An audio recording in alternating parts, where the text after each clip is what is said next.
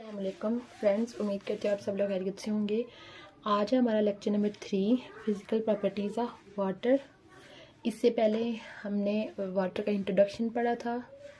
उसके बाद हमने देखा था कि वाटर की डिस्ट्रीब्यूशन ओवरऑल वर्ल्ड के अंदर जो है वो पानी को कैसे कैसे डिस्ट्रीब्यूट किया गया है, कौन कौन सी फॉर्म में पानी एग्जिस्ट कर रहा है।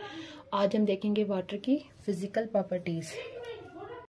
जब पानी हमारे पास प्योर फॉर्म में हो, प्योर फॉर्म पानी की है, यानी उसके अंदर कुछ भी ऐड नहीं किया हुआ, तो प्योर फॉर्म वाटर की क्या होती है? कलरलेस होती है, यानी उसका कोई भी कलर नहीं होता।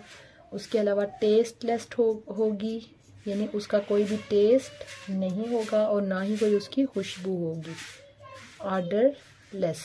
कौन सा पानी? जब पानी प्योर फॉर्म में, प्योर फॉर्म वाला वाटर कलरलेस, टेस्टलेस और ऑर्डरलेस।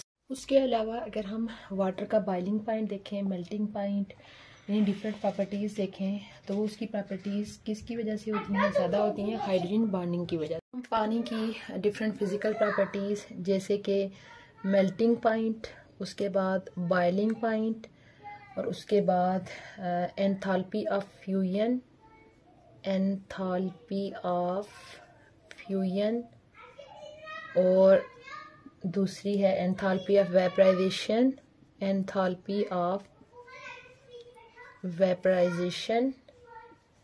अगर हम इन प्रॉपर्टीज़ की बात करें तो ये पानी की प्रॉपर्टीज़ हायर हैं। किस वजह से? क्योंकि वाटर के अंदर क्या होती है? हाइड्रोजन बॉन्डिंग होती है। Vaporization is higher due to H bonding, यानी हाइड्रोजन बॉन्डिंग की वजह से पानी की ये सारी चीज़ें क्या होती हैं? जो हायर होती हैं। मेल्टिंग पॉइंट क्या होता है कि जब भी किसी सब्सटेंस के अंदर, यानी कि जो उसके मॉलिक्यूल, यानी वो स्टार्टिंग पॉइंट जब वो उनके अंदर मूवमेंट शो होती है, हरकत शो होती है, वो होती है उनका मेल्टिंग पॉइंट। और बॉइलिंग पॉइंट क्या होता है कि जब किसी भी लिक्विड या सॉलिड मटेरियल का जो इंटरनल प्रेशर होगा वो और एक्सटर्नल प्रेशर इक्वल हो जाएंगे, वो होता है मेल्टिंग पॉइंट। और एंथैल्पी ऑफ फ्यूजन ये होता है कि वेपर्स को वापस, यानी वेपर्स के मिलने से वेपर का वापस लिक्विड में कन्वर्ट होने के लिए उनको जो एनर्जी चाहिए वो एंथैल्पी ऑफ फ्यूजन होगी। और एंथैल्पी ऑफ वेपराइजेशन ये होती है कि लिक्विड को गैस फॉर्म में, वेपर्स फॉर्म में जाने के लिए कितनी एनर्जी चाहिए, वो होती है एंथैल्पी ऑफ वेपराइजेशन। तो ये सारी चीज़ें वाटर की हाई होती हैं। किस वजह से? क्योंकि वाटर के अंदर कौन सी बॉन्डिंग होती है? Hydrogen bonding. हाइड्रोजन बॉन्डिंग क्या है? मैं थोड़ा सा शॉर्टली जो है वो इसका स्ट्रक्चर बना लेती हूँ। जैसे ये वाटर का एक मॉलिक्यूल है, इसके पास 2 लोन पेयर होते हैं, तो इसकी जो इलेक्ट्रोनेगेटिविटी होती है वो ज़्यादा होती है। इलेक्ट्रोनेगेटिव मीन कि इस पेयर को अपनी तरफ खींचने की एबिलिटी, तो जिस वजह से ये इलेक्ट्रॉन पेयर जो है वो ज़्यादा शिफ्ट हुआ होता है ऑक्सीजन की तरफ।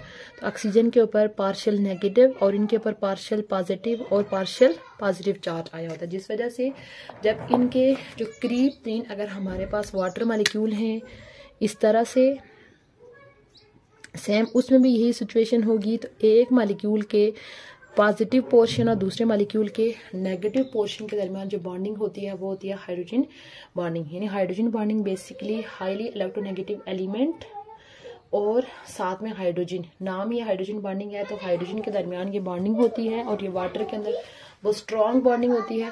स्ट्रॉन्ग बॉन्डिंग की वजह से जो है वाटर का melting point, boiling point, enthalpy of fusion, enthalpy of vaporization ज़्यादा होती है। वाटर की अगर हम नेचर की बात करें तो वाटर पोलर मॉलिक्यूल है, क्योंकि आप यहाँ पे आप देख सकते हैं कि हाई इलेक्ट्रोनेगेटिविटी डिफरेंस की वजह से उनके अंदर पार्शियल पॉजिटिव और नेगेटिव चार्ज आए हुए होते हैं, जिस वजह से वाटर जो है हमारे पास एक पोलर मॉलिक्यूल है, हाईली पोलर मॉलिक्यूल है वाटर, हाईली पोलर, क्योंकि इसके अंदर पोल्स बने हुए होते हैं। और पोलैरिटी होने की वजह से वाटर की जो डाइपोल मूवमेंट है, डाइपोल मूवमेंट वो होती है 1.84 dBi। डाइपोल मूवमेंट क्या है? यानी वाटर के अंदर पॉजिटिव और नेगेटिव, यानी कि जितना उसके अंदर पॉजिटिव चार्ज है और जितना नेगेटिव चार्ज है उनका प्रोडक्ट और मल्टीप्लाई बाय पॉजिटिव और नेगेटिव के दरमियान डिस्टेंस कितना है, वो होती है डाइपोल मूवमेंट। और ये वाटर की कितनी है? 1.84, यानी 1.84 इसकी मूवमेंट है जो कि ये शो करती है water is a highly polar molecule, और पोलैरिटी होने की वजह से वाटर जो है वो वाइड वैरायटी ऑफ कंपोनेंट को अपने अंदर क्या कर देता है, डिज़ोल्व कर लेता है। उसके बाद यानी कि हाईली पोलर नेचर होने की वजह से वाटर जो है वो अपने अंदर वाइड वैरायटी ऑफ कंपाउंड को जो है वो अपने अंदर आसानी से हल कर लेता है। उसके बाद नेक्स्ट प्रॉपर्टी ये है कि वाटर की हाई जो है वो स्पेसिफिक हीट कैपेसिटी होती है, हाई स्पेसिफिक हीट कैपेसिटी।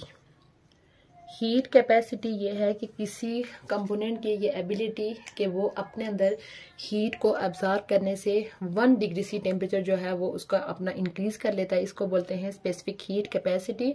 तो वाटर की ये स्पेसिफिक हीट कैपेसिटी जो है वो बहुत हाई होती है। इसी हाई स्पेसिफिक हीट कैपेसिटी होने की वजह से वाटर को जो है वो कहाँ पे यूज़ किया जाता है, यानी हमारी इंसानी जिस्म के अंदर डिफरेंट बायोकेमिकल रिएक्शंस के अंदर यूज़ होता है, बायोकेमिकल रिएक्शन, और साथ डिफरेंट फिजियोलॉजिकल रिएक्शन जो हमारे जिस्म के अंदर होते हैं उनके अंदर ये वाटर यूज़ होता है। और ये क्या करता है कि इन रिएक्शंस के दौरान रिलीज होने वाली जो एनर्जी होती है उस एनर्जी को क्या करता है, अब्सॉर्ब कर लेता है। यानी इन दोनों रिएक्शन के दौरान होने वाली जो एनर्जी रिलीज होगी उसको अब्जॉर्ब कर लेगा, जिस वजह से हमारे बॉडी का जो टेम्परेचर होगा वो बहुत कम से कम इंक्रीज होगा। और ये प्रॉपर्टी वाटर की किस वजह से है, हाई स्पेसिफिक हीट कैपेसिटी होने की वजह से। उसके बाद नेक्स्ट प्रॉपर्टी है वाटर की, अगर हम नेक्स्ट प्रॉपर्टी की बात करें तो अगर वाटर की प्योर फॉर्म है, यानी कि उसके अंदर हमने कुछ भी ऐड नहीं किया हुआ, प्योर फॉर्म जो है वो बैड कंडक्टर है, पुअर कंडक्टर है इलेक्ट्रिसिटी की, प्योर फॉर्म जो है वो बैड कंडक्टर है, यानी उसके अंदर से लाइट और हीट जो है वो आसानी से पास नहीं होगी। बट जब हम यानी उसके अंदर कोई यानी प्योर फॉर्म से हट के अगर हम उसमें एसिड या कोई एल्कली ऐड कर देते हैं, ठीक है, एसिड और एल्कली के ऐड करने से उसकी जो कंडक्टिंग पावर हो जाएगी, क्या हो जाएगी, इंक्रीज हो जाएगी, इंक्रीज कंडक्टिंग पावर।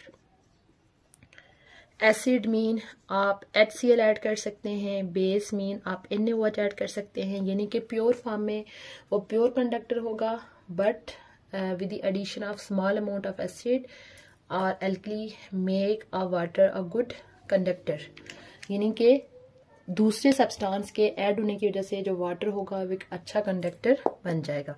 उसके बाद हम नेक्स्ट अगर हम प्रॉपर्टी देखें तो वाटर को जो है वो यूनिवर्सल सॉल्वेंट कंसीडर किया जाता है। वाटर को क्या कंसीडर किया जाता है, यूनिवर्सल सॉल्वेंट।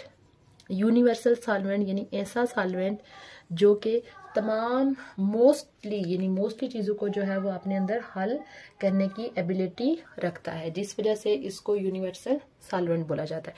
अगर हम इसकी कुछ फिजिकल प्रॉपर्टीज देखें, तकरीबन जो है वो 25 डिग्री सी पे, यानी टेम्परेचर कितना है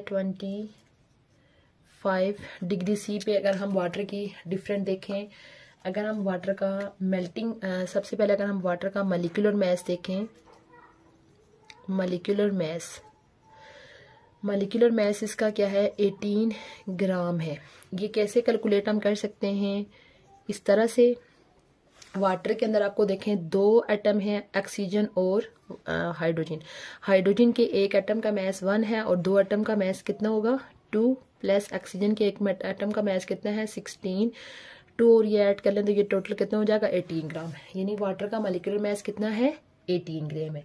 उसके बाद अगर हम वाटर का मेल्टिंग पॉइंट देखें और या ये वाटर का फ्रीजिंग पॉइंट भी होता है तो ये कितना है 0 डिग्री सी। वाटर का मेल्टिंग पॉइंट या फ्रीजिंग पॉइंट क्या होता है 0 डिग्री सी। उसके बाद अगर हम वाटर का बॉइलिंग पॉइंट देखें तो ये होगा 100 डिग्री सी। मेल्टिंग और बॉइलिंग पॉइंट क्या होगा 100 डिग्री सी। उसके बाद इसकी अगर हम देखें एंथैल्पी